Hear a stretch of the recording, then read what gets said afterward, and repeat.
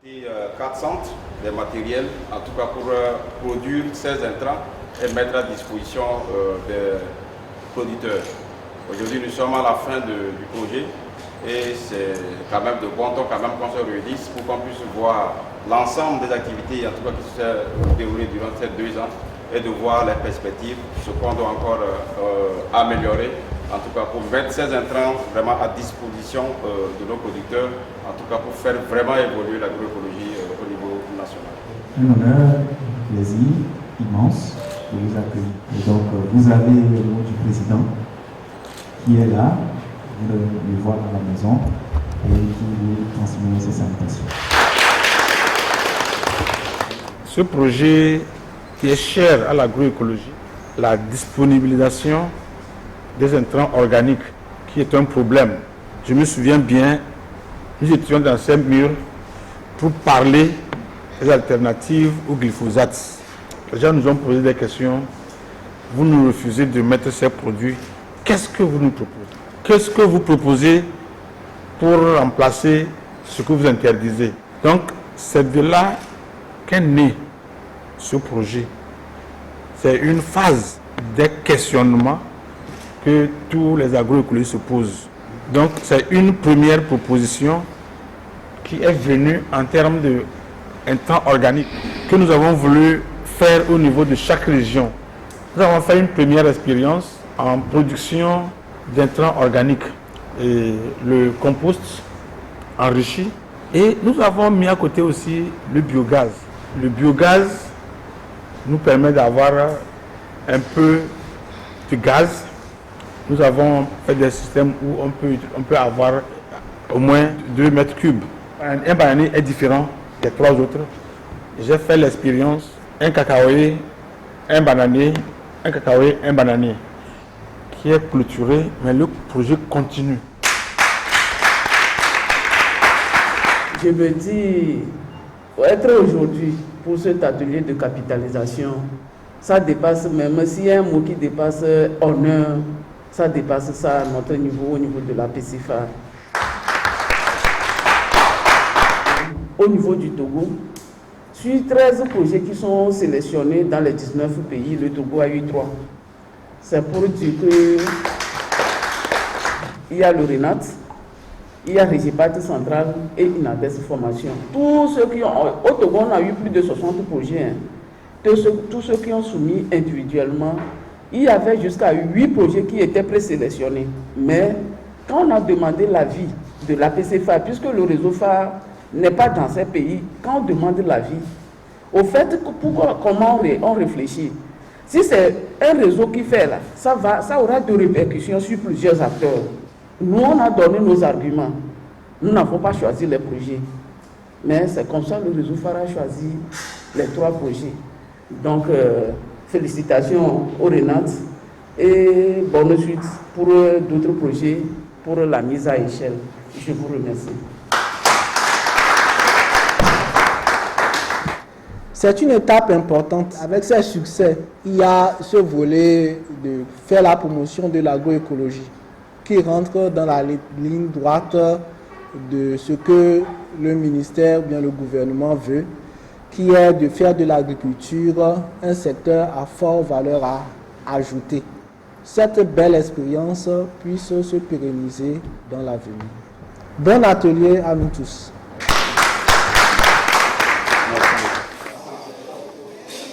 Nous sommes aujourd'hui à un atelier bilan de projets que nous avons dénommé promotion de pratiques climato-intelligentes de production agricole, disponibilisation des intrants organiques à l'échelle de l'ensemble du territoire togolais. C'est un projet que le réseau national des acteurs de l'agroécologie du Togo, RENAT, a initié avec l'appui financier du réseau RIFA, le réseau international des centres de formation agricole et rurale, aussi avec le soutien de Terre Humanise, qui a aussi bénéficié du soutien de l'Agence française de développement AFD. Alors ce projet s'inscrit dans un contexte où nous avons des intrants organiques qui sont à des coûts élevés et surtout par rapport au contexte international avec les crises ukrainiennes, avec ces intrants organiques, et même chimiques d'abord, qui sont très chers, très élevés, mais également avec l'interdiction de certains produits chimiques au Togo, qui sont quand même des intrants qui rentrent dans la production agricole. Et nous, dans le réseau national des acteurs de l'agroécologie du Togo, nous promouvons les intrants organiques. Et justement, nous avons aussi, à partir d'un contexte où il y a eu la carte de fertilité des sols, qui a été initiée par l'Institut togolais de recherche agronomique ITRA. Et derrière tous ces éléments, nous voulons que les producteurs aillent dans une transition agroécologique où nous devons rendre les intrants organiques disponibles. Alors tous ces éléments ont corroboré à la mise en place de ce projet et qui a été mis en place par 4 centres. À partir de ce projet, il s'agit de produire à échelle des intrants organiques, c'est-à-dire la fumée organique, qui est le principal élément de restauration des terres. Nous voulons rendre cet élément, cette fumée organique disponible à coût accessible pour les producteurs et surtout, nous voulons les amener à utiliser régulièrement, à connaître les valeurs ajoutées de l'utilisation de cette fumée organique. Producteurs qui sont les groupes cibles indirects, les bénéficiaires indirects de ce projet. Il y a eu plusieurs émissions aussi radio qui ont été organisées. Il y a eu des documents pédagogiques qui sont élaborés, notamment une boîte à images, un document pédagogique qui a servi à la formation des formateurs des 4 centres. Et c'est derrière ces formations que les techniciens de ces différents centres sont allés sur le terrain pour former les 400 bénéficiaires. Aujourd'hui, ce projet est un succès parce que un élément fondamental, c'est l'investissement dans la production agroécologique. C'est un élément très important, mais difficile à réaliser par les centres.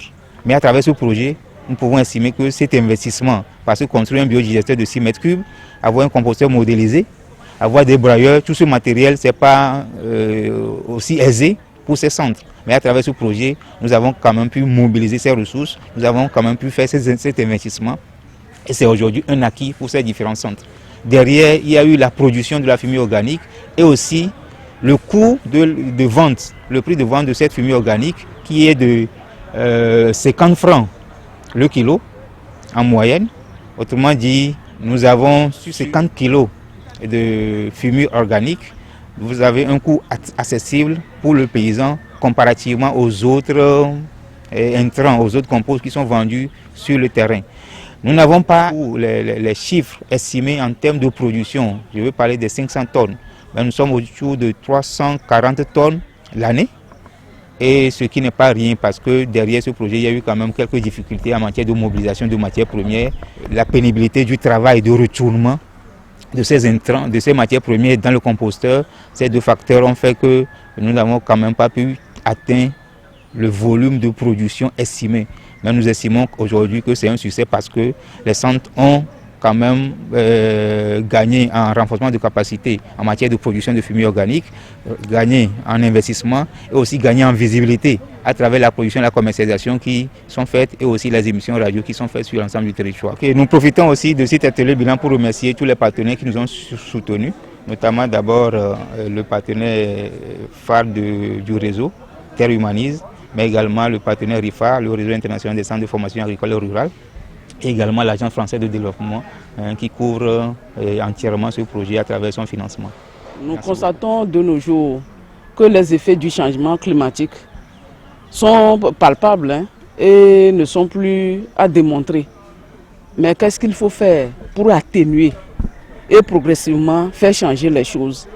Donc c'est pour éviter que notre milieu naturel continue pas à être dégradé et qui va engendrer des effets néfastes sur les productions. Parce que quand on utilise progressivement de l'engrais chimique conventionnel, il faut souvent continuer par augmenter les doses. Et quand on continue par augmenter les doses, c'est que le sol se dégrade. Donc c'est pour corriger tous ces effets, aussi bien sur le sol que sur les attaques des cultures, et qu'on est obligé d'aller vers les intrants organiques.